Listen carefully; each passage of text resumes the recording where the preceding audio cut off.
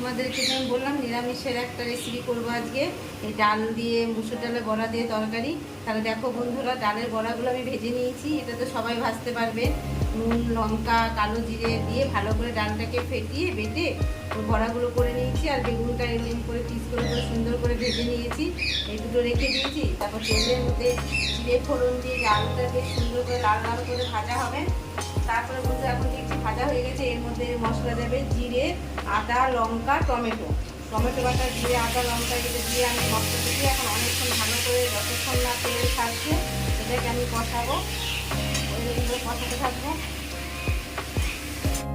এই যে বন্ধুরা দেখো, এবার এটার মশলাটা আমার কষা হয়ে গেছে, পুরো তেল ছেড়ে দিয়েছে। এখন আমি এর মধ্যে গরম জল করে দেবো। তরকারিতে বন্ধুরা সবসময় গরম জল দিলে পরে তরকারির টেস্ট একটা আলাদা আসে।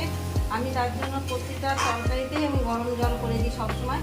বেশ আমার পরিমাণ মতন দেবো। এটা খুব একটা ঝোল হবে না, একটু গামাখা তরকারিটা হবে। কিন্তু বড়াটা তো যেহেতু রসটা টেনে নেবে তার জন্য একটু ঝোলটা আমি বেশিই দিলাম। এই যে জল দেওয়া হয়ে গেছে বন্ধুরা।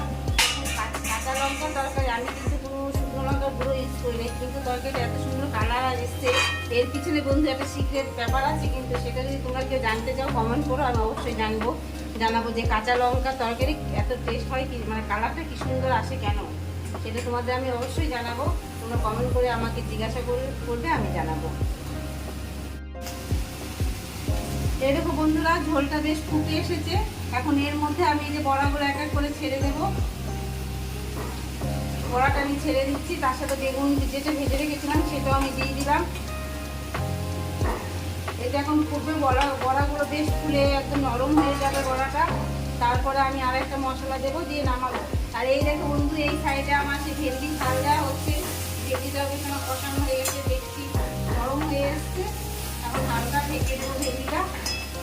তার মধ্যে যে পোস্ত, সর্ষে, জিরে বেটে রেখেছি, এটা দিয়ে ভেন্ডিটা নামাবো। এই দেখো বন্ধুরা, তরকারিটা এখন পুরো ফুটে গেছে, মানে আমার তরকারিটা হয়ে এসেছে। আর বড়াগুলো দেখো বন্ধুরা কি সুন্দর একদম নরম হয়ে এসেছে। আর বড়াগুলো সাইজগুলো দেখো কত বড় বড় হয়ে গেছে।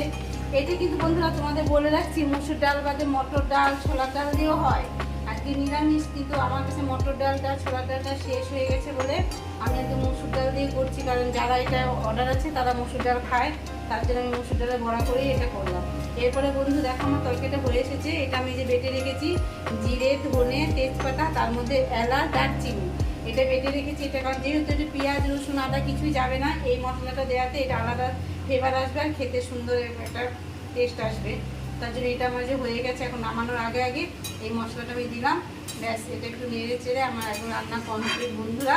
এখন গরম ভাতের সাথে, রুটির সাথে যে যেইভাবে এটা পারেন খাবেন, একবার করে দেখতে পারেন, খুব টেস্ট আসবে। এটা হালকা মশলাতে হালকা পাতলা রান্না, সবারই ভালো লাগবে মোটামুটি। আর এইদিকে আমার এই যে ভেন্ডিটাও হয়ে গেছে পুরো কমপ্লিট।